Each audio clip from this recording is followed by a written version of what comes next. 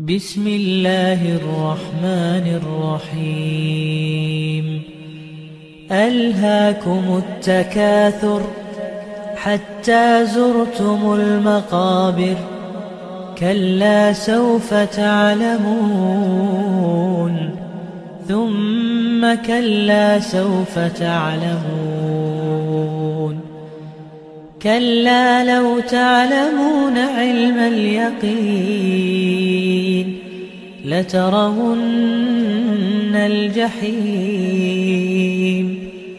ثم لترونها عين اليقين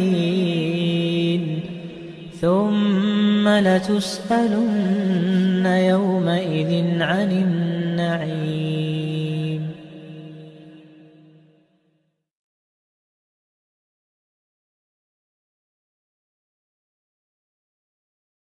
بسم الله الرحمن الرحيم.